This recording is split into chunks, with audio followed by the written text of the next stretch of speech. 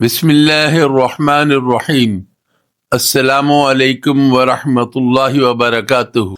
اللہ رب العزت نے سورہ طٰہٰ آیت 53 میں فرمایا وَأَنزَلَ مِنَ السَّمَاءِ مَاءً فَأَخْرَجْنَا بِهِ أَزْوَاجًا مِّن نَّبَاتٍ شَتَّىٰ، ہم نے آسمان سے پانی برسایا اور اس سے ہر قسم کی نباتات اگائیں۔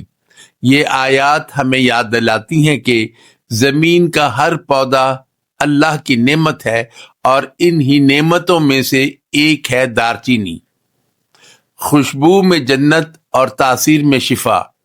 حضرت نبی کریم صلی اللہ علیہ وسلم نے فرمایا، تم قسط بحری یعنی دارچینی قبیل کا درخت کو استعمال کرو، کیونکہ یہ 7 بیماریوں کی شفا ہے۔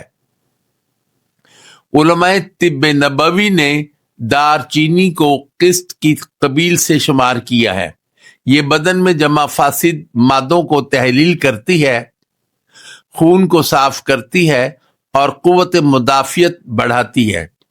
مشہور طبیب ابن سینا فرماتے ہیں، دارچینی معدے کو طاقت دیتی ہے، بھوک بڑھاتی ہے، ہاضمہ درست کرتی ہے اور سرد مزاج لوگوں کے لیے مفید ہے۔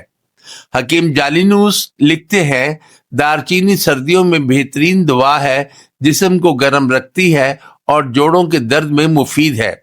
جدید سائنس نے دارچینی کے اندر پولیفینولز اور اینٹی آکسیڈنٹ کو دل، دماغ اور شوگر کے مریضوں کے لیے فائدہ مند قرار دیا ہے۔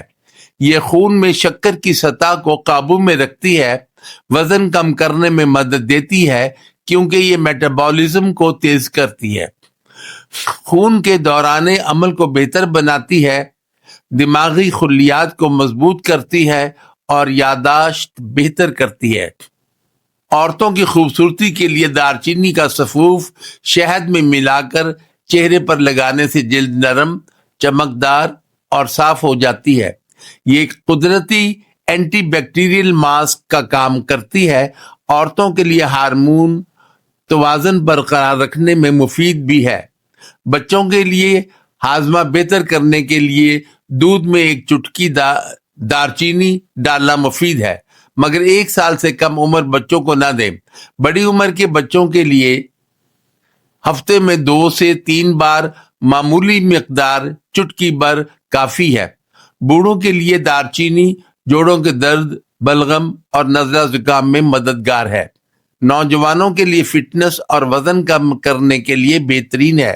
صبح نیم گرم پانی میں آدھی چائے کی چمچ اور دارچینی پاؤڈر میں شہد ملا کر پینا بہتر نسخہ ہے۔ استعمال کی مقدار اور وقت: روزانہ آدھی چائے کی چمچ سے زیادہ نہ لیں۔ بہترین وقت صبح خالی پیٹ یا رات سونے سے پہلے۔ گرم مزاج لوگ اسے دہی یا دودھ کے ساتھ استعمال کریں۔ کون لوگ احتیاط کریں؟ حاملہ خواتین زیادہ مقدار میں نہ لیں، اس سے رحم پر اثر پڑ سکتا ہے۔